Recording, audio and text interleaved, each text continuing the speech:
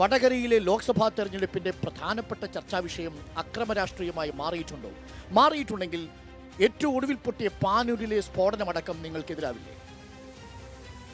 വടകര തെരഞ്ഞെടുപ്പ് ഈ പ്രാവശ്യം ചർച്ച ചെയ്യുന്നത് ദേശീയ രാഷ്ട്രീയത്തെക്കുറിച്ച് തന്നെയാണ്.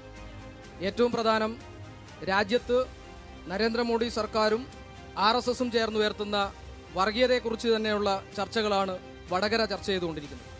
ആ ചർച്ചകളുടെ ഏറ്റവും പ്രധാനപ്പെട്ട കാര്യങ്ങളെന്ന് പറയുന്നത് ഈ രാജ്യത്തെ ന്യൂനപക്ഷങ്ങൾക്ക്, പ്രത്യേകിച്ച് മുസ്ലിങ്ങൾക്ക് ഈ രാജ്യത്ത് നരേന്ദ്രമോദിയുടെ സർക്കാരിന് കീഴിൽ ജീവിക്കാൻ പറ്റാത്ത സാഹചര്യമുണ്ടാകും. കരിനിയമങ്ങൾ ഈ രാജ്യത്ത് പാസ്സാക്കിക്കൊണ്ടേയിരിക്കുന്നു.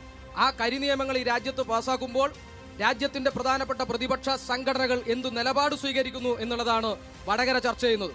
അല്ലാതെ താങ്കൾ പറയുന്നത്, ഡോക്ടർ അരുൺ പറയുന്നത് പോലെ അക്രമ രാഷ്ട്രീയമല്ല. അക്രമ രാഷ്ട്രീയത്തെക്കുറിച്ചാണെങ്കിൽ അതൊരു പ്രാദേശിക വിഷയം മാത്രമാണ്. പക്ഷേ ഇവിടെ നടക്കുന്നത് ഒരു പാർലമെന്റ് ഇലക്ഷനാണ്.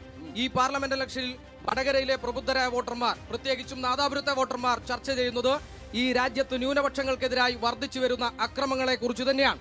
അങ്ങനെ ചർച്ച ചെയ്യുമ്പോൾ ആരാണ് ന്യൂനപക്ഷങ്ങൾക്കൊപ്പം നിൽക്കുന്നത്, അല്ലെങ്കിൽ ആരാണ് ഈ രാജ്യത്തെ മഹാഭൂരിപക്ഷം വരുന്ന സാധാരണ മനുഷ്യന് വേണ്ടി ശബ്ദിക്കുന്നത് എന്ന ചോദ്യമാണ് വടകരയിൽ ഉയർന്നു കേൾക്കുന്നത്. ആ ചോദ്യത്തിനുത്തരം ഈ രാജ്യത്തെ ഇടതുപക്ഷം തന്നെയാണ് എന്ന് തന്നെയാണ്. കാരണം ഈ രാജ്യത്ത് ഈ പോയ 10 വർഷക്കാലം എടുത്ത് പരിശോധിക്കുകയാണെങ്കിൽ രാജ്യത്ത് കരിനിയമങ്ങൾ RSSന്റെ NDA ഗവൺമെന്റ് പാസ്സാക്കുമ്പോൾ ആ കരിനിയമങ്ങൾക്കെല്ലാം തന്നെ റാൻമൂളുന്ന നിലപാട് സ്വീകരിക്കുന്ന ഒരു സംഘടനയായി ഈ രാജ്യത്ത് കോൺഗ്രസ് മാറുകയാണ്. അങ്ങനെ ഒരു കരിനിയമമായിരുന്നു UAP.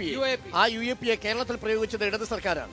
UAP പ്രയോഗിച്ചതുമായി ബന്ധപ്പെട്ട് വളരെ കൃത്യമായ നിലപാട്, അത് പുനഃപരിശോധിക്കാൻ ആവശ്യമായ സമിതി കേരളത്തിലുണ്ട്. വളരെ കൃത്യമായി അതുമായി ബന്ധപ്പെട്ട കാര്യങ്ങൾ പരിശോധിക്കും. രാഹുലിന്റെ അഭിപ്രായത്തിൽ വടകര ചർച്ച ചെയ്യുന്നത് അക്രമ രാഷ്ട്രീയമല്ല, പകരം ന്യൂനപക്ഷ രാഷ്ട്രീയവും പൗരത്വ വിഷയവുമാണ് അല്ലേ?